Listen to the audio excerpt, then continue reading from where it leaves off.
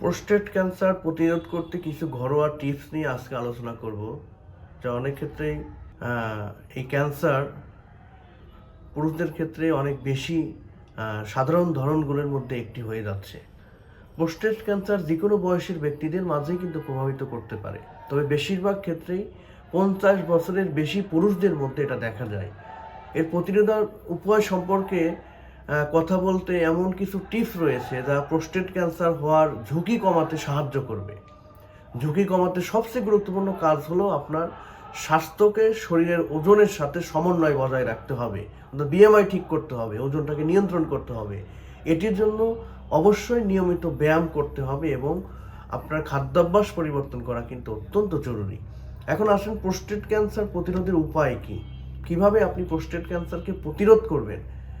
প্রথমে হলো আমি বলবো লাল ফল এবং শাকসবজি খান, প্রচুর পরিমাণে লাল ফল যেমন তরমুজ, টমেটো, বিটরুট ইত্যাদিতে রয়েছে লাইকোপিন, যা অত্যন্ত শক্তিশালী অ্যান্টিঅক্সিডেন্ট।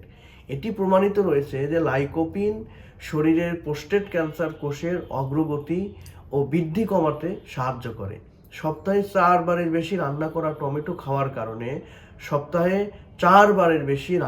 টমেটো খাওয়ার কারণে অন্যান্য রান্না করা খাবারের তুলনায় ক্যান্সারের ঝুঁকি 28% পর্যন্ত কমে যায়। তাই ফল যত লাল হবে লাইকোপিন তত বেশি হবে। এরপরে সাইট্রাস যোগ করুন।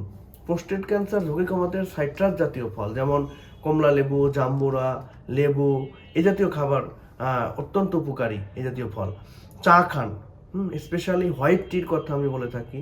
হোয়াইট টি অত্যন্ত উপকারী চা, এবং এটা প্রোস্টেট ক্যান্সারের জন্য খুব উপকারী।